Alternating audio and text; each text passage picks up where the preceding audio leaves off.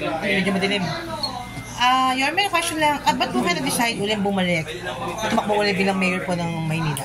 Well, we just wanted to heed the call of our people. As you can see, anywhere we go, bago pa ito ng October, people are really asking me to go back. Alam niyo naman, ang utang na loob ko, una sa Diyos, pangalawa sa mga taga Maynila. If not, kundi dahil sa kanila, malamang wala rin naman ako sa kinalalagyan ko. Siguro hindi naman masamang dinggin ko yung panawagan. Ano po yung mga proyektong balak pong gawin? Kung sakasakaling pala rin po kayo ulit pagkalooban po. Itutuloy natin yung housing katulad ng Condominium 1, Condominium 2, Condominium 1, San Lazaro Residence, San Sebastian Residence, Pedro Hill Residence. These are in-city vertical housing program. Tutuloyin pa rin natin yung ating mga eskwelahan katulad ng Albert Elementary School, Rosauro Almario Elementary School, Ramon Magsaysay High School, Manila Science High School. These are 10-story fully air-conditioned public school. And we will continue to modify and reach as many as we can with regard to our healthcare system sa health center at yung bagong tinayo natin na hospital ng Maynila. Wherein we have a CT scan machine, an MRI machine, and so on and so forth. And at the same manner, Chichi has this idea to create livelihood in the city of Manila, particularly sa mga nanay. So I'll support the idea of our Vice Mayor, Chia Chiesa, to really support our mothers in the city who wanted to make an extra income, added income in the city of Manila. So MBN. So we'll focus on MBN, minimum basic needs. Housing, healthcare, education, and jobs. Yun lang. Kung ano yung ginawa natin nung una, tutuloy lang yan. Mayor, kasi po, medyo mahigpit ang labanan niya yan, kasi, tama po ba, Sam Bersosa will also run for mayor. Medyo, hindi ba kayo kinakabahan? Kasi, balita ko, talagang prosigido rin talaga siya sa ginagawa niyang pangangampanya ngayon. I'll let the people decide. Pero ano masasabi niyo rin po na malakas yung survey na kayo pa rin po yung uupo? Malayo pa naman yung but siyempre na tutuwa rin kami ni Chichi with the numbers. Tutuwa rin ako na kahit pa paano yung pagmamahal ng mga taga Maynila sa atin ipinapakita ng mga numero na yun. But then again, we'll do our best. Still about tonight, as we speak, there's still about 104 days. So hindi pwede maging kampante. Pero may mga kung may question, Yorme, doon sa survey daw. May mga nagsasabi funded, everything. No comment. Okay lang kami ni Chichi. Basta kami, diretso lang kami sa taong bayan. Pero how do you manage po yung mga negative issues na binabato sa inyo? Apektado pa po ba kayo ng mga ganon? You know better than anybody else. Even when I was starting in showbiz. It's not an easy life. Totoo naman po yun, sir. In every turn, in every pages of my book, there's always challenges. But lagi naman may awa ang Diyos. Saka ang maganda naman kasi yung taong bayan. Alam ng Mayor, bilang taga-Tondo at taga-Maynila, District 1 ako, marami sa amin na nakaramdam na parang nagtampo sa iyo na napakaganda na ng Manila no, nang bigla mo kaming iwan. Ano ngayon ang pwede mo sa amin masabi? Wala naman siguro masama din na ialay ko ang aking sarili sa ating mga kababayan sa buong Pilipinas at buong mundo. But then again, this is democracy and we continue to believe in democracy. And the people have already decided to choose the other candidate. So I'm happy to be part of such journey. At least, pagdating ng araw, kukuya-kuya ko, puro puti na ang buhok ko, kung may buhok pa. Masasabi ko, at least inalay ko ang sarili ko sa mga kababayan natin Pilipino sa buong bansa. Now, having said that, the people of Manila, and you know it very well, especially sa atin, sa Tondo, clamoring for us to go back. So, I'm now heeding the call of our people in the city of Manila. Okay. So, Mayor, so naman may, sabi mo na before sinabi mo na magre-retire ka na sa Yes. politics. Pero ano mo nga pag-convince sa'yo na magbago ng isip? Siguro, ang masasabi ko na lang, no, tanungin natin yung mga tagalungsod ng Maynila about the situation. Now, if I'm not asking too much, go around the city. Ikaw, tagatulong. Pero, Nakakaawa. I cannot just let it deteriorate again. I owe it to the people of Manila. Now they're calling. I'm just heeding the call. Okay. Pinakamasarap sa lahat, retired. But, you know, may utang na loob din naman ako sa mga tagalungsod ng Pilipinas. Siguro, hindi naman masamang dinggin ko yung panawagan ng tao. kaya mas nais mo bumalik mayor bilang mayor kesa tumakbong senador muli. Dito na lang ako sa Maynila.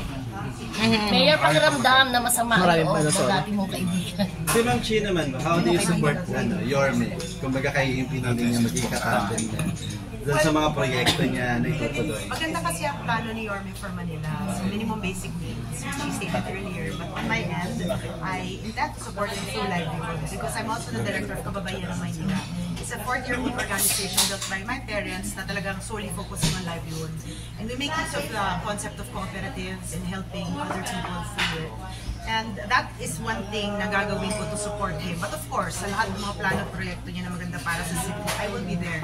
Because as a vice mayor, you need to fully support the mayor for his programs too. Yung kumusta yung contract mo sa Sparkle? So, hindi pa nagkataon? Ano naman, naka-halt lang. Nakaano po? Lang. Halted. Okay, pumayag sila. Umayag naman. Pero ano, Mayor, na-enjoy nyo kasi ang pag-showbiz Showbiz. nung bumalik kayo. Bumalik. Tutuloy ba kayo? Tutuloy ba kayo pag sakaling manalo kayo? Ano, I always try to dedicate my time fully in helping and fulfilling my obligation sa tao.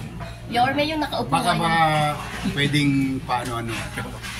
Para ka naka. Just for the Oh, yun sake yan. Pa may mga proyektong iaalok sa inyo sa para ka naka siguro. pwede. Kung hindi naman maapektuhan yung schedule. Endorsements. But, you know, yeah, endorsement. Remember, Pabilis na naman yun. Jug. I think, if I'm not mistaken, almost 100 million pesos worth of endorsement went to particular cities, individuals, institutions. So if I can do extra service, Extra service. nakita ko mga mata. Benny. Alam na alam nyo na.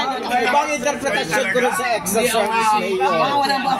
Ano ba yung mga extra service na yan, If I Mayor? can do extra service to help Seriously. others, Yeah, oo. why Pwede not? na. Alright. Why not? Mabusis talaga.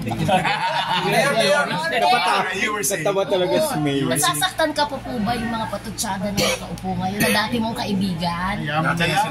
Diyos na lang ang bahala sa kanila. Kumusta yung relasyon yung dalawa? Ayos lang man ako. I'm okay. I'm very happy and proud of my vice mayor. And sabi nga nung, you know, life will continue and we move on. Basta ang importante, yung taong bayan ang lungsod. Mayor, kung sakaling maupo ka na, ano ang unang-una mong ibabalik o gagawin o ayusin uli sa Manila? Paliliguan ko Ang ulit. Divisoria. Bibihisan ko lang. Tayong basura namin. Nangadugyot talaga ulit ako. Naawa naman talaga. Dugyot sa Luminis Manila. na eh. Sa Divisoria ro, ang hirap naman ng daanan. Kaya nga kanina yung sagot ko sa iyo, di ba, yung remember you just go around. Nakikita mo na. Yeah. Why would you not heed the call? Bakit hindi mo didinggin yung Yung panawagan? panawagan. You owe it to the people. Okay. I owe it to the people. Basta yun ang unang lilinisin natin ulit. Tapos yung mga tulongges, pahinga na kayo ulit. Nakita nyo naman yan, di ba? Kriminal, tulongges, dugyot, discipline. We'll try to bring back the The government, 24 hours again.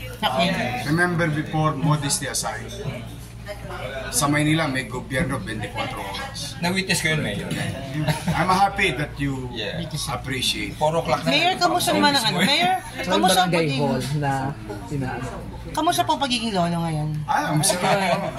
Nyanga na, ganito na kalaki si Scott. Okay. Busy-busy naman yung papa niya. Nalagay. Tatakbo din, di ba, Yorme? Ano pinatatakbo? Konsehal. Ano pinatatakbo rin si Joaquin? Tatakbo rin po siya. Anong feeling po na papasukan din niyang politika? Bahala siya sa buhay niya. Pointers. Anong pointers I binibigay just mo? told them basic when he tried to, mag-soundbite ba? Sabi ko, before you decide, go back to the community. Tama. After a while, you go back to me. At doon mo marirealize bakit hindi ako umuwi sa tamang oras. Maintindihan niya na ngayon.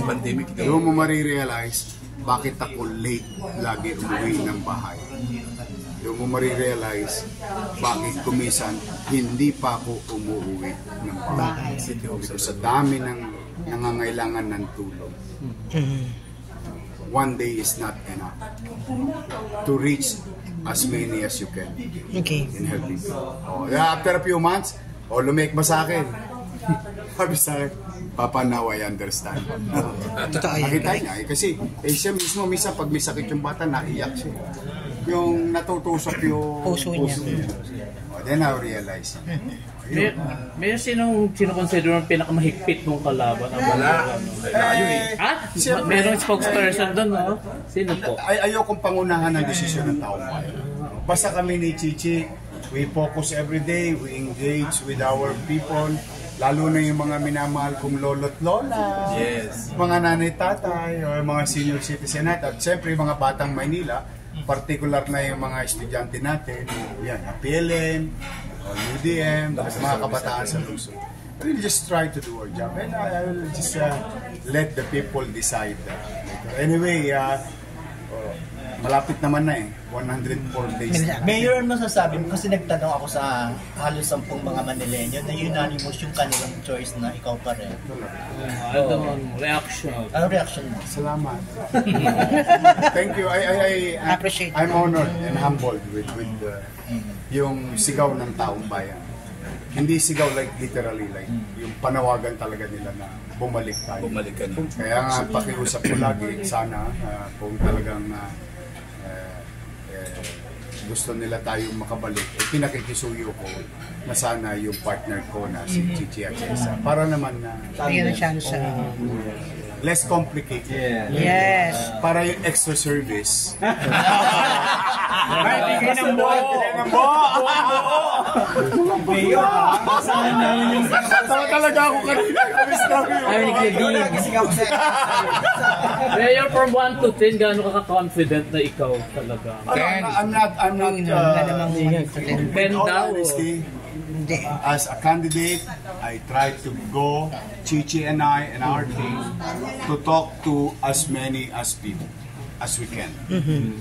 Now, lagi namin pinagdadasal sa Diyos na maging ligtas, maayos, panatag yung journey namin. So, I let God and the people of Manila decide. Okay. Salamat.